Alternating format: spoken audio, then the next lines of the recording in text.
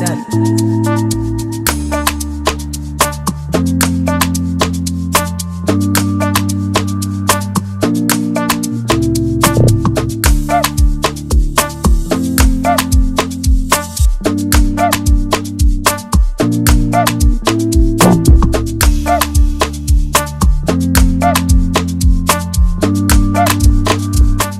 everyone, welcome to Building Ghana's Future, a place where we build homes for Africa and her children.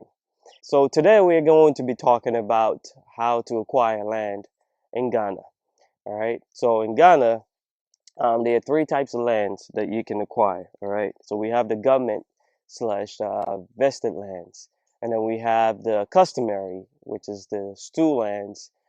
Basically, you deal with the chiefs, and then you have the family private lands. To buy any of these lands in Ghana, if you're buying government or vested lands, then obviously you have to go through the Lands Commission and apply to get this type of property. All right, and then a customary, you have to go through the chiefs and the royal family to be able to purchase these type of lands.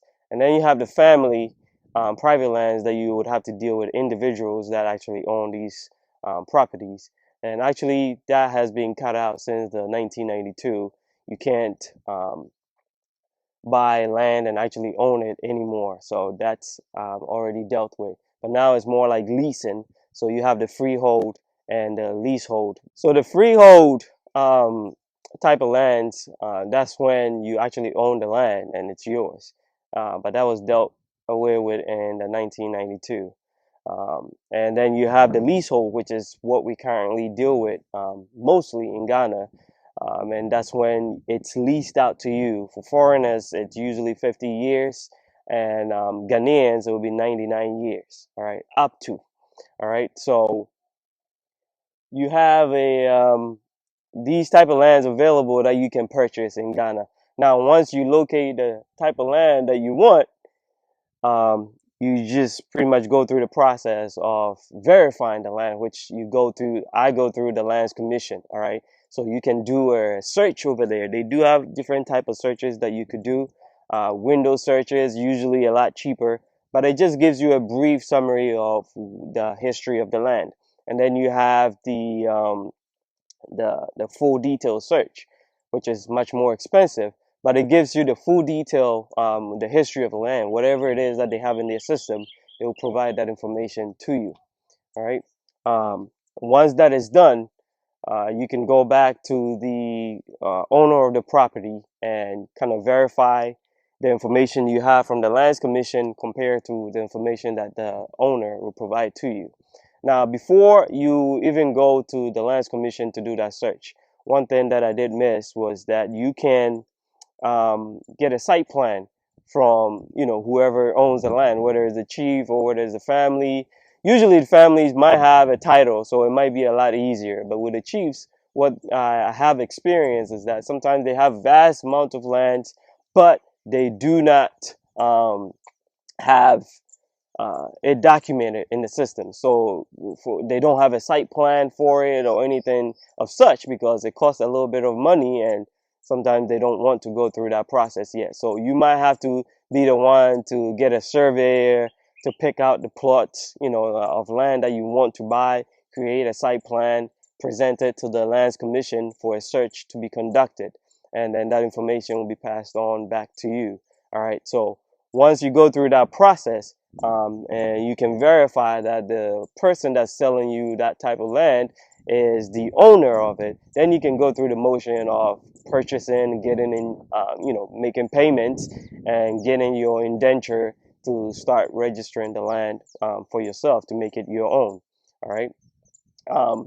One thing I would say is that if you do happen to go through this process yourself without any guide from anybody else, make sure that your research is, top notch. That you take every due diligence to make sure that whatever you're purchasing is actually the whoever is selling it to you is actually the owner of these properties.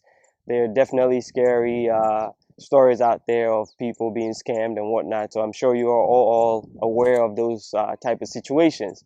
But don't let that deter you from going through this process of trying to find your own land to build your own home, because it's possible, and many of us have done it. I've done it myself, and I know people that have done it. So it's very possible. You just need a little bit of guide here and there, and to also never rush. Always take your time to go through the process. And if anything feels wrong at whatever point, take a break and revisit it and make sure that you are okay with it before you move forward. All right. I'll give you an example. I was looking to purchase a farmland. All right. The After we've conducted the survey and got everything through the the lands commission to do a search. Now the chief tells me that he doesn't want to sell the land anymore. He's already sold the land to somebody else, and that he's going to present me with another land, which I would have to go through the whole process of doing a survey, search, and everything again. That did not sit well with me. So it was a red flag, because that I put money into searching that first piece of land that I was trying to purchase. And before I could even get through the process of getting the information to verify, you told me you sold it and that you're giving me a new land.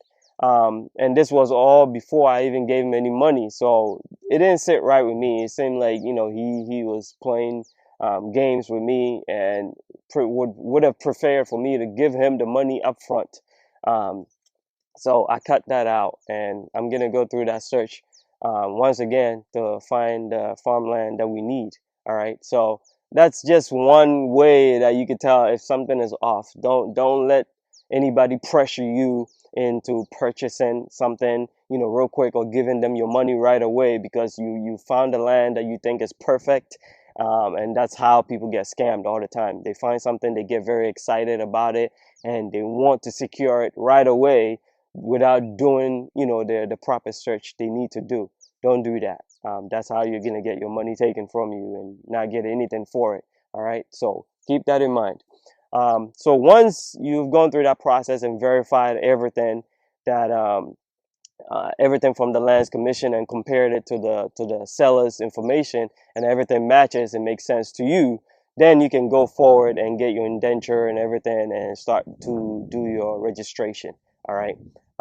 It could go a little bit more into detail on these type of procedures, but you can contact me, and I'll give you further details on how to go about doing a full land purchase and actually feeling more secure in going through that process. Thank you.